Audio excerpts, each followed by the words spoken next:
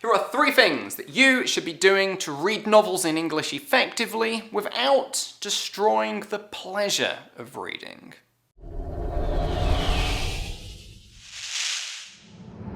Ladies, gentlemen, boys and girls, I'm Julian Northbrook from doingenglish.com, and hello.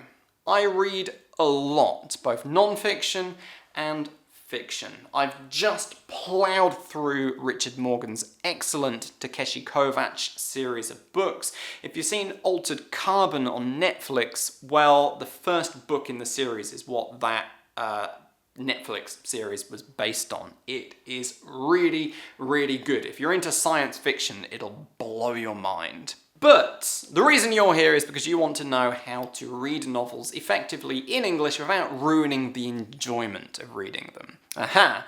Well, I'm here today to give you my top 3 ways to make that happen.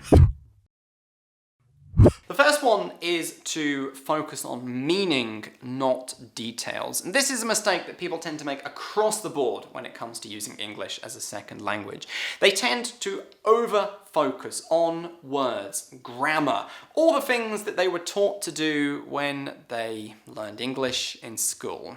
And the problem is, and I'm going to talk about this in more detail in a second in point number 2, but it's just not very useful for actually getting the reading done.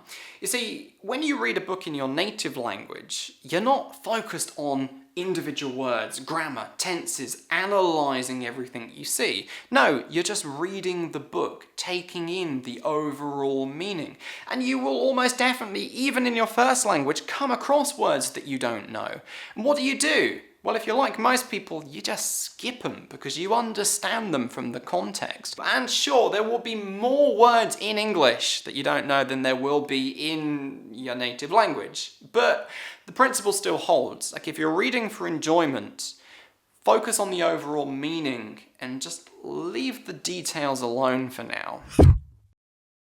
This brings us to point number 2, and a slight contradiction to what I've just said.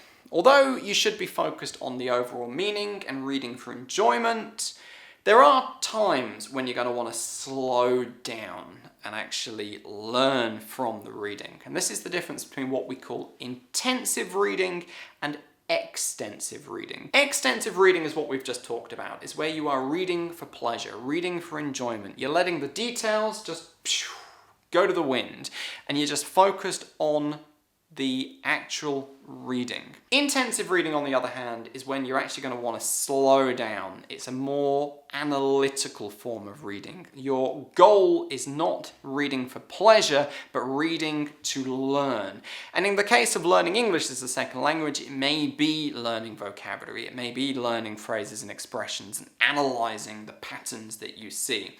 I recommend that you keep this kind of close, focused, analytical, intensive reading for your focused, intensive study time. The problem is if you are always focused on the details, if you're always learning, if you open up a novel and you're constantly studying and analysing it, well, that's what you're going to do all the time. It's a bad habit that many people get themselves into, and you have to break that habit. This brings me to my third piece of advice. Read to background knowledge primarily, not level, or at least not just level. One of the big mistakes that a lot of people make is they think, okay, right, I have gotten pretty good at English, I want to start reading novels in English, like native speaker stuff. But it's going to be a little bit difficult, so I'm going to read something easy. I'll read something like, say, Harry Potter.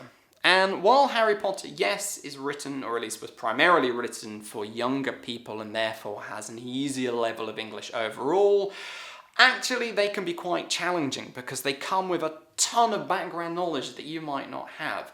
Knowledge about the wonderful world of magic and wizards and all of the vocabulary that comes with that. And actually the Harry Potter books can be quite challenging for that very reason. Another example might be something like trying to read, Wild Swans, when you have no knowledge about Chinese history or culture, and you get the idea. You're coming at the book not just in terms of the language, but in terms of a whole ton of background knowledge that you don't have. And while ultimately, yes, reading novels to learn about culture, to learn about the world, to learn background knowledge is an amazing thing to do. If you are just trying to break into the reading of novels and you are struggling to get through it because you're finding it hard to understand, well, you're going to be much, much better off reading something that you already have background knowledge about. So for example, say you are Japanese, reading something like, say, Haruki Murakami's books or Banana Yoshimoto's books, both of whom are amazingly popular authors in Western countries whose books have all been translated into English and are fairly simple, fairly easy to read. Plus you have all the background knowledge that you need about those books already because they're all based on Japanese life, Japanese culture. You're basically taking what you've already got and just reading about it in English. And because of that, you're going to find it much easier to slip into the story and to actually focus on the story, on the overall meaning and not on the details of the book. You're going to find it much, much easier to visualize what's going on in the story and, again, just kind of slip into it. And then later, when your reading has improved and you've got into the habit of reading in a native-like way, well, then you can start to read stuff for the information about culture and background knowledge. But as far as actually learning to read and improving your reading is concerned, read to background knowledge.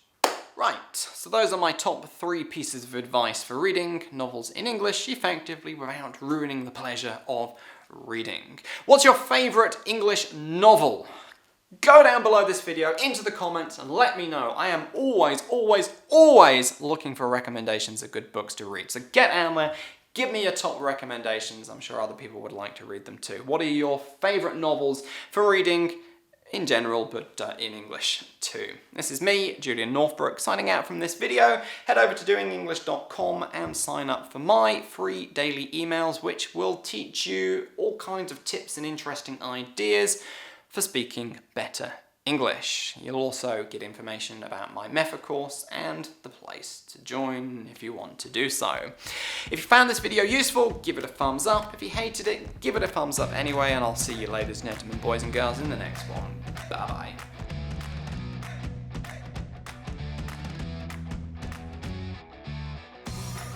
Yes, I am wearing a hoodie.